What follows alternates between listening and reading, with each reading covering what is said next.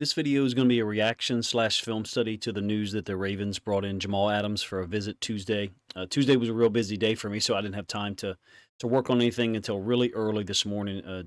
I think the interest there and potential signing definitely goes against the grain from the standpoint of what we all thought the Ravens might look at safety.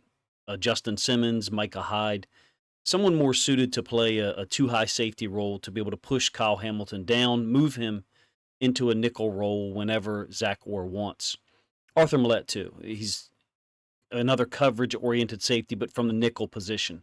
I thought that's where the Ravens would go, trying to add depth to this defensive secondary where they're really stacked at corner, if you ask me. Another too high safety or middle of the field free safety. Thought that's where the Ravens were headed.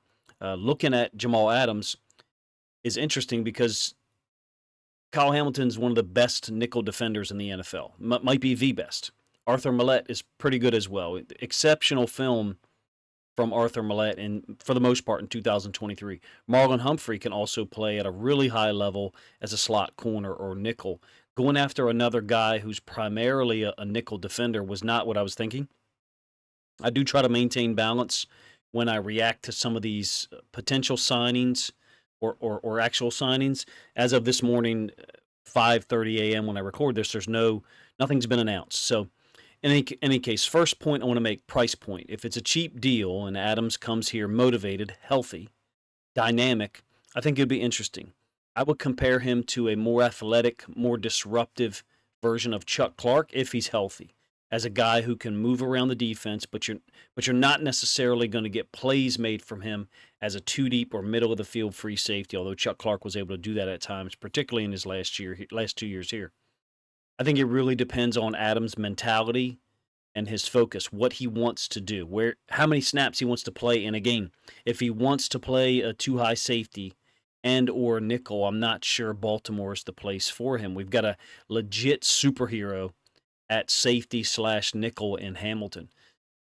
Second point, I guess, has to be brought up. Does Adams bring with him some headaches or lack of character? I can't say that. I just don't know enough about the guy at all. I have no idea on some of the stuff. I guess really only two situations. I do know that, in my opinion, at this point, a lot of reporters are free to say whatever they want about players, and then when there's repercussions or snapback, suddenly there's a problem with it. Now, did Jamal Adams cross the line with some of the things he did last year? Of course.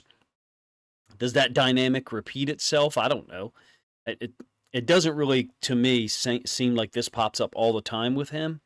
I do think that I've been in media rooms before at a lower level, but I've been in professional and college meeting rooms. And I will tell you, there is a lack of respect for players sometimes. And social media, I think, has only made it worse, where people are looking for as many clicks and views as possible. Tribalism, I guess, is also another factor, meaning reporters for one team, the Jets, who weren't even covering the Cowboys-Seahawks game, said something on social media. Jamal Adams answered back.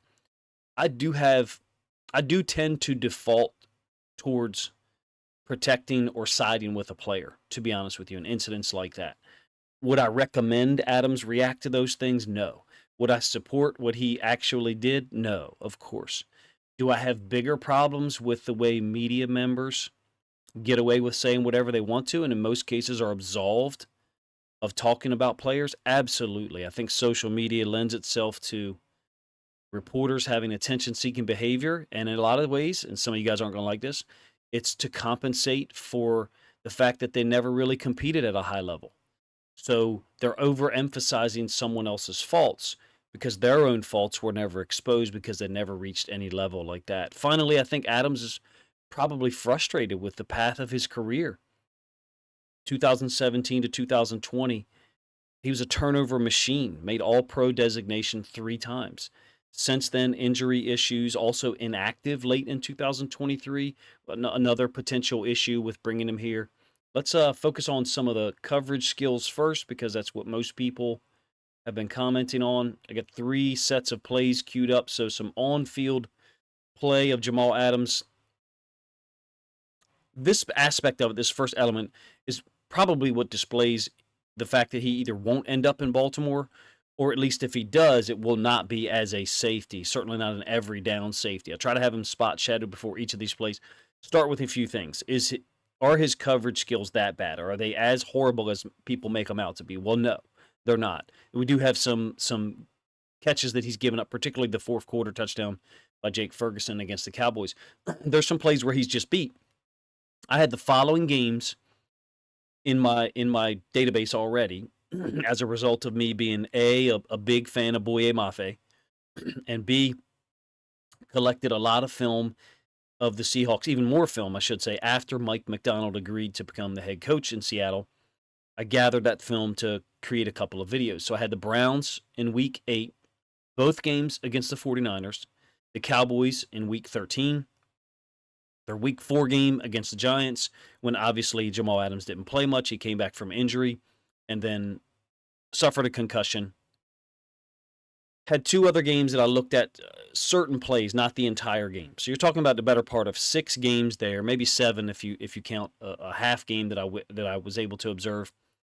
Do I think he's as explosive and agile as he was in his first 4 years? No, I don't. And I might be wrong there. He also appears to be slightly heavier, maybe bigger and bulkier. Maybe he's playing at the same weight and I'm wrong. Feel free to let me know. Here's the coverage situations that I'll categorize, some of which are flowing on the screen, some that'll be in the next playlist. Against tight ends. Obviously, the one that I mentioned already, the touchdown in the fourth quarter by Jake Ferguson for Dallas to take the lead in week 13. Against smaller, quicker, fast slot receivers as a nickel defender, and then finally against running backs. I see less of that third instance or that third type. I'll let some of these plays flow and basically state that I would want to avoid putting him in some of these situations given the talent and depth the Ravens have on the roster. At safety, first of all, Hamilton, Marcus Williams, Arthur Millette, and then 3 really good corners, Nate Wiggins, Brandon Stevens, and Marlon Humphrey, one of which, who, as we talked about earlier, has experience playing as a nickel defender. I think it's obvious he's not being brought in to potentially play too high safety. Maybe not even nickel slot corner. I think he's brought in to potentially play dime linebacker, like a lot of people have mentioned on social media already. Or at least that seems like, to me, it could be the best fit. The problem there even is I don't like the matchups against bigger, stronger, more athletic tight ends. Ferguson and George Kittle's 2 very athletic, strong tight ends. They're able to dislodge him, meaning when there's contact between them in the course of a normal route, Jamal Adams is often displaced or dislodged, meaning moved off his spot. And therefore, he tries to make contact early, and I think sometimes gets a little bit handsy and could have even been called for a hold in certain cases, meaning he tries to get the first shot in because he understands the size and strength of those guys and their agility is going to dislodge or displace him and create more space. Now, one caveat to that, the Seahawks DBs as a group in 2023, very inconsistent. Except the one guy who spent the least amount of time there, Devin Witherspoon, who was a rookie. My point is, it sounds like I'm taking a shot at their coaching. I guess maybe I am. Their coaching from last year. Tariq Woolen was extremely inconsistent. Well, it could have been called for at least 4 or 5 more penalties than he was in 2023. I thought Bobby Wagner didn't play to his level that he had shown before in past coverage. That's all I'm going to say because I got too much respect for him to go into detail about it. Because Wagner's still really good against the run. When he's not overly focused on the quarterback, he's capable of being in great position against the pass. Let's go through some dime linebacker situations. There's really not a ton of them. I think I've only got 5 plays here as it relates to Adams. Again, I'm not a huge fan of the matchups against tight ends, but the Ravens have Kyle Hamilton, so we wouldn't ask him to do that. Well, then, what would we ask him to do? It seems like he would be here to compete with Simpson for third down snaps or third down reps. Simpson didn't play a lot as a rookie, but Adams hasn't played inside linebacker a whole lot. Again, I was only able to find, I think, 5 plays of him, and even this one here doesn't necessarily qualify. Technically, he's not the dime. He's the nickel DB on the field in that particular play. There's some film of him, and look, he's got 21 and a half career sacks, 7 forced fumbles. So there is a history of playmaking skills. Most of those plays, though, are when he's coming forward or against the run.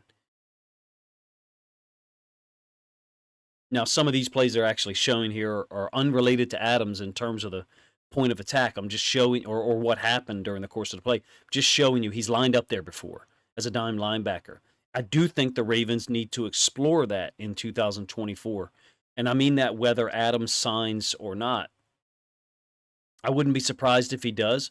Personally, do I expect it to happen? No. I do have questions and reservations about Simpson as a boundary side linebacker on third down, or as a 100% of the time snaps player in this defense suddenly, which is what Patrick Queen was the last 2 years. I have some questions or reservations about whether Simpson can come in and just flat recreate that.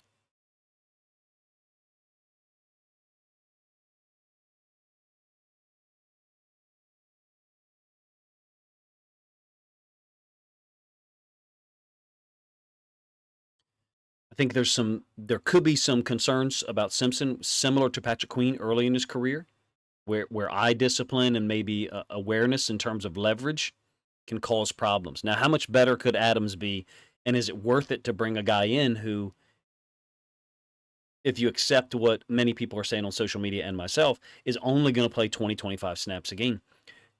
Does he potentially have better coverage skills than Simpson? Of course, he's played safety. As a blitzer, does he have film out there of him being effective, disruptive, and potentially dominant at times early in his career? Yes, of course. I don't know if that reward, whatever that reward is, whatever we get out of it, is it worth the money? And then is it worth not using Simpson and developing him in that same role? I don't know. There is something to be said for the price point, especially if you get anything close to the guy that was in the NFL in New York and in Seattle from 2017 to 2020. In my opinion, he appeared less decisive in 2023 from the film that I have, meaning there's occasionally hesitation in passing situations when he's at nickel, I should say. And I think that happens sometimes when a player's moved around a lot. There can be a loss of efficiency when you're lining up in multiple different places. Nickel, occasionally dime linebacker, too high safety. Sometimes he did play middle of the field free safety, but Seattle had so many DBs available last year, he wasn't typically called on to do that. The loss in efficiency can be a result of a player being moved around a lot and having less consistent reaction because there's so many coverages to play and there's so many possible responsibilities or reactions.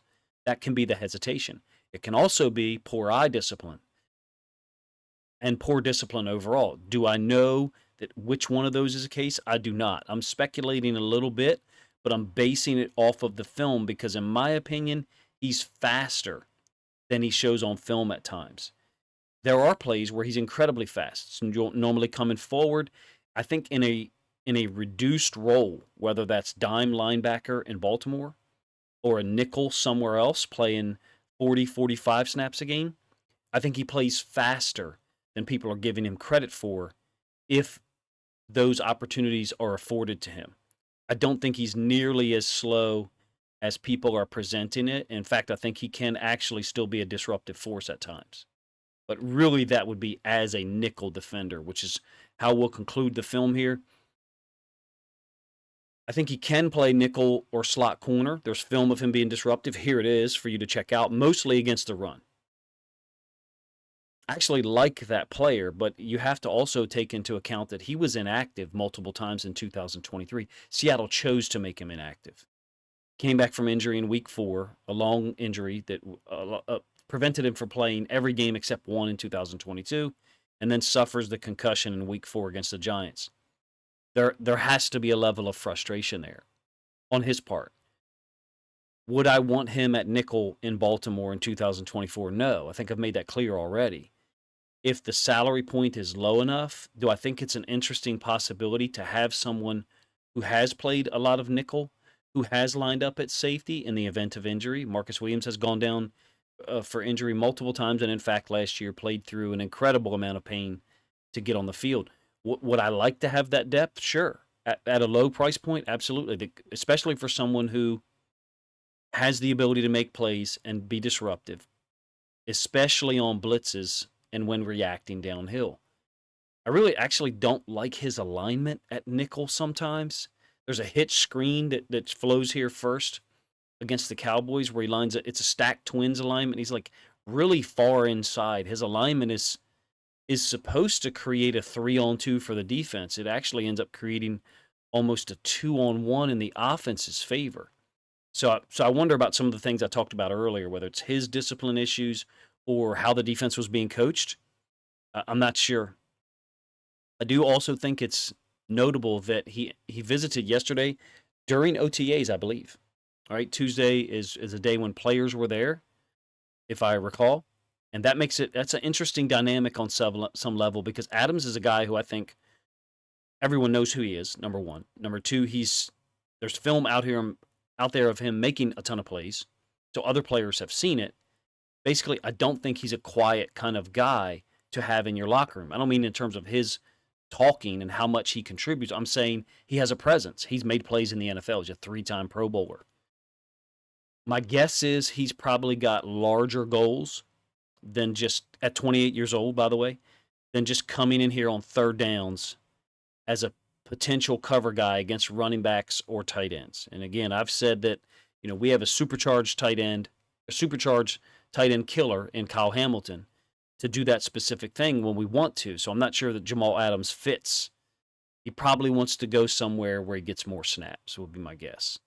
Because he's best suited as a nickel based on the film that I have. I think and there's no real data associated with that. I'm not going to quote other people's, analysis and such. For the film that I have seen and how I interpret it, I think he's better suited as a nickel than anything else for him. For the Ravens, that is not the case. He's better suited as a dime linebacker, and I don't think he would be satisfied in that role because it will be a limited amount of snaps. But in any case, you're welcome to let me know what you think of the potential signing of Jamal Adams in the comment section. I would love to see as many disruptive guys in camp as possible. I think you would too. Guys who force turnovers, who can attack in the backfield, who can tackle in open field. I've shown you some examples of that, and then can get to the quarterback. But at this point, even to say that he gets to the quarterback, well, he hasn't recorded a sack since 2020. Now, he did have 9.5 sacks in 2020, and I think 6.5 the year before. If I've done my math right, he's only played 22 out of a possible 51 games in the last 3 years since 2021. So you're welcome to let me know if I've done my math wrong. Like I said, I recorded this at 5:30 a.m., so maybe a little too early.